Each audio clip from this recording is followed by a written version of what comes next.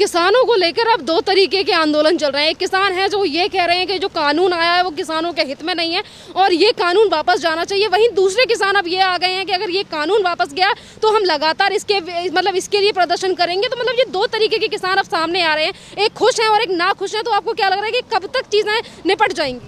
देखिए, आपने कहा दो तरह के आंदोलन चल रहे हैं। मैं कहूँगी सिर्फ एक आंदोलन चल रहा है जिसमें ये कहा जा रहा है, जिसमें किसान ये कह रहे हैं, पूरे दिल के साथ पूरी शिद्दत से कह रहे हैं कि हम इस कानून का समर्थन करते हैं क्योंकि जो बीच में दलाल थे उनका अब पैसा बंद हो गया है और ये जो बिल है वो सिर्फ और सिर्फ किसानों के लिए। जो दूसरा आंदोलन नहीं है वो मैं कहूँगी नाटकीय प्रदर्शन है जो विपक्ष द्वारा स्पॉन्सर और ऑर्गेनाइज किया गया। 2020 की शुरुआत हुई थी शाहीन बाग के आंदोलन से और वो भी एक स्पॉन्सर था, उसका भी भांडा फूटा है। आज यही आंदोलन जो दिखाने की कोशिश की जा रही है 2020 खत्म भी इसी नोट पे हो रहा है जब विपक्ष ने और एक घटिया और गलीच राजनीति करी, किसान भाइयों के कंधे पर बंदूक रखकर चलाने की साजिश और कोशिश और उनका मुखौटा पहनकर वो बॉर्डर सील कर बैठे हैं। नहीं तो किसानों से तो वार्तालाप हो रही है, 6 से अधिक बैठक हो चुकी है। माननीय गृह मंत्री रहे, माननीय कृषि मंत्री उसमें रहे और बैठक में कहा गया, हमारे माननीय प्रधानमंत्री नरेंद्र भाई मोदी जी ने भी कहा कि एमएसपी तो खत्म करी जाएगी ही नहीं। जिस प्रकार, और ये वो कानून है जो विपक्ष ने खुद रखा था, उनके मैनिफेस्टो में था। उन्होंने निरंतर कहा कि ये जो मिडिल मैन है ये बंद होना चाहिए, मंडियों से दायरा जो किसानों का है वो बढ़ाना चाहिए। आज आप उसी पर सवाल उठा रहे हो, आज आप उसी पर संदेह कर रहे हो। क्यों? जैसे माननीय प्रधानमंत्री जी ने कहा कि आपको क्रेडिट लेना है, लो, लेकिन किसान भाइयों का वहाँ ठठराती ठंड से उठाने का आप लोग जज्बा रखो, उन्हें वहाँ परेशान मत करो, बरगलाओ मत। जिस प्रकार हमने देखा था शाहीन बाग की दादियों को सीए के कानून के बारे में कुछ पता नहीं था ना, उसी प्रकार न जाने मैंने कितनी वीडियोस देखी हैं जहाँ किसान भाइयों से पूछा जा रहा है और उन्हें जानकारी नहीं है, उन्हें पता ही नहीं है। जबकि इस कानून के ऊपर 2 दशक से ज़्यादा, मतलब 22 साल से ज़्यादा मैं देख रही हूँ कि चर्चा होती आ रही है। जो खुद संसद में उठाए गए हैं मुद्दे, सारे मंत्रीगण ने, नेतागण ने इस बारे में बात करी। आप आज सवाल उठा रहे हो क्योंकि आपको पता है कि विपक्ष को कोई ना कोई गंदी और गलीच राजनीति करनी है। मैम, यहाँ पर ये भी बातें जनता की तरफ से सामने आ रही हैं, जैसा कि आपने कहा कि 6 बैठकें हो चुकी हैं, 6 बैठकों के बावजूद भी आज भी प्रदर्शन जारी है। तो ऐसी कौन सी चीज़ें हैं जो किसान अभी तक मान नहीं पाए या फिर सरकार उनकी बात नहीं मान पाई? जब आप किसी को गलाना चाहते हैं, बेवकूफ़ बनाना चाहते हैं, भड़काना चाहते हैं ना, तो ये बहुत आसान काम है। किसी को भी इन्फ्लुएंस करना बहुत आसान है और यही करा गया है। आपको क्या सबको नहीं पता कि पंजाब से जो किसानों को आपने बिठाया है या मुखौटा पहनाकर आपने अपने नेतागणों को बिठाया, आपने अपने कार्यकर्ताओं को बिठाया, वो सब स्पॉन्सर्ड है? क्या हमें नहीं पता कि आपने अपने अपने जो शासित राज्य हैं वहाँ से लोगों को बुलाया नहीं? तो क्यों हरियाणा में किसान सम्मेलन होता है और किसान समझ जाते हैं? क्यों उत्तर प्रदेश में किसान सम्मेलन होता है और किसान समझ जाते हैं? क्या जो किसानों का संघर्ष है वो उत्तर प्रदेश और पंजाब के किसानों का संघर्ष अलग है? उनका हमेशा संघर्ष सेम था और सेम ही रहेगा। जब वो इस किसान कानून को, इस कृषि कानून को समझ रहे हैं तो आपको क्या आपत्ति है? और अरविंद केजरीवाल तो सबसे बड़े निकम्मे और झूठे मुख्यमंत्री हैं।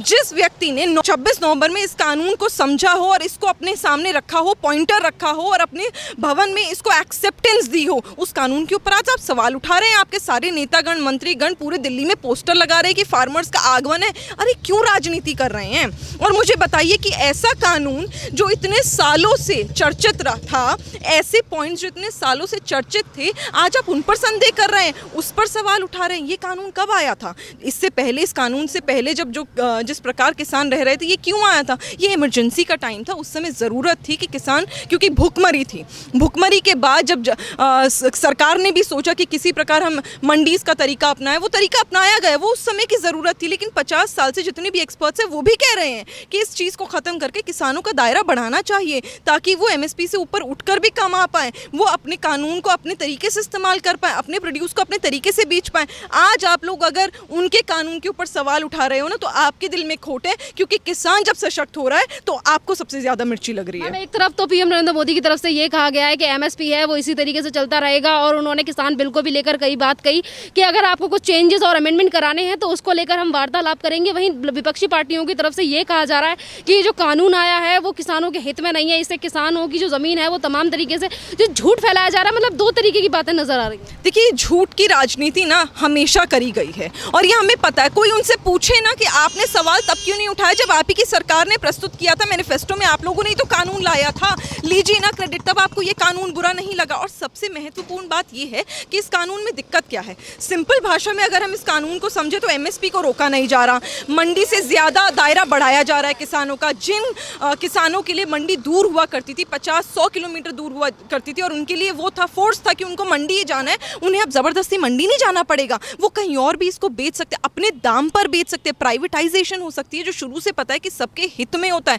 और सबसे ज़्यादा महत्वपूर्ण ये है कि इसमें किसानों को एकदम सुरक्षित रखा गया है, बड़े दायरे पे किसानों को रखा गया है, प्राइवेट कंपनीज को नहीं रखा। उनके लिए रिटेल ऑप्शंस बढ़ेंगे, उनके लिए इंपोर्ट एक्सपोर्ट के ऑप्शंस बढ़ेंगे, उनके लिए जो एंगेजमेंट है प्राइवेट कंपनीज के साथ वो बढ़ेगा, और वो अपनी चॉइस है, कोई दबाव नहीं है। अगर किसान आज भी मंडी में और एमएसपी के द्वारा करना चाहें तो वो करें, उनको खुली छूट है। सर पे बंदूक रख के थोड़ी ना कहा जा रहा है कि नहीं आपको इस कानून के तहत ही काम करना है, जो पुरानी चीज़ें वो बंद थोड़ी ना करी जा रही हैं। तो दिक्कत क्या है, आप अपने तरीके से काम उन्हें करने दीजिए ना। ये तो किसानों की सोच होगी कि उन्हें एमएसपी से आगे बढ़ना है या एमएसपी तक सीमित रहना है, उनको सोचने दीजिए ना। अगर विपक्ष राजनीति कर रहा है तो इस समय उन्हें शर्म आनी चाहिए, और सबसे पहले तो राहुल गांधी जैसे व्यक्ति से सवाल करना चाहिए कि जिस व्यक्ति को मेथी, बथुआ, पालक जैसी चीज़ों में अंतर नहीं पता, वो कृषि कानून के बारे में बात करेगा।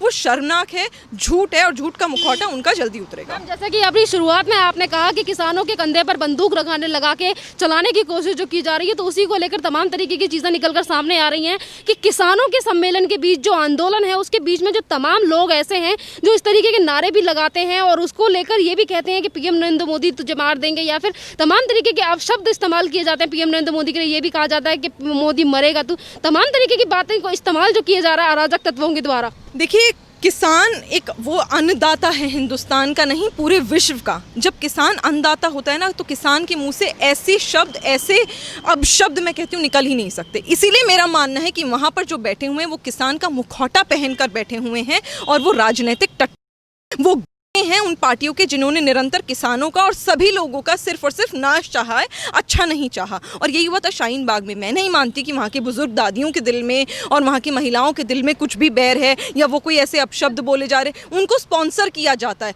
और जब इन्हें पता होता है कि पैसे मिल रहे हैं, राजनीतिकरण हो रहा है, तो तभी विभाजनकारी राजनीति करना शुरू कर देते हैं। और आज यही हो रहा है।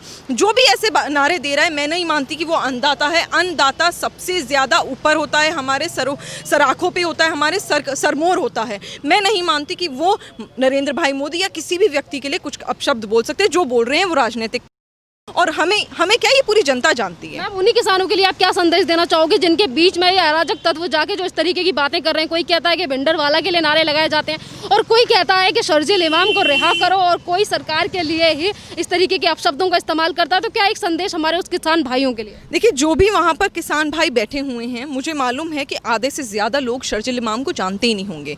जो वहाँ पर शर्जील इमाम के लिए नारे लगा रहे हैं और उसके लिए वो न्याय की मांग कर रहे हैं, दोगला रूप अपना रहे हैं, ये सारे के सारे राजनीतिक। लेकिन जो किसान भाई वहाँ पर बैठे हुए हैं, जिन्हें भड़काया गया है, जिनके कंधे पर बंदूक रखी गई है, उनसे मेरी हाथ जोड़कर विनती है कि अब बस करें।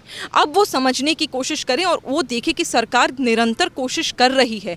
सरकार निरंतर ये कोशिश करे कि आपसे वार्तालाप हो, आपके जो भी बातें हैं, आपके जो भी पॉइंट्स हैं, उनको समझा जाएगा। एमएसपी तो लिख कर देने को तैयार है सरकार, और एमएसपी के अलावा आपके कोई भी विचार है या आपको लगता है कि कुछ अमेंडमेंट्स है, वो भी सरकार विचार करने को तैयार है।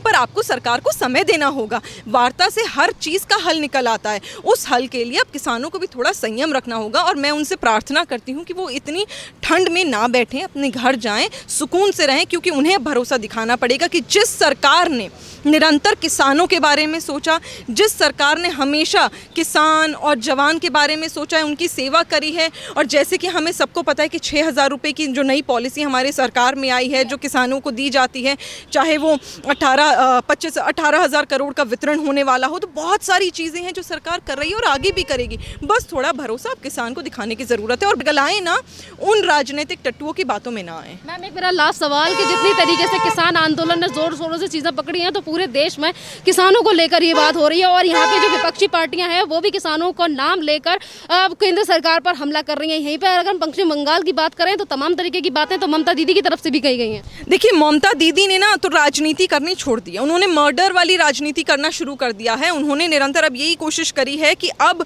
जब उन्हें दिखने लगा है कि भारतीय जनता पार्टी वहाँ पर सरकार बनाने वाली है बंगाल में मजबूती के साथ, और मजबूती के साथ भारतीय जनता पार्टी का मुख्यमंत्री बनने वाला है ना, तो उनके पैरों तले ज़मीन खिसकने लगी, उन्हें घबराहट होने लगी। और उस घबराहट के चलते उन्होंने कहीं ना कहीं अपना वो रूप दिखा दिया है जिस रूप से वो भारतीय जनता पार्टी के कार्यकर्ताओं को रोज़ मरवा रही हैं।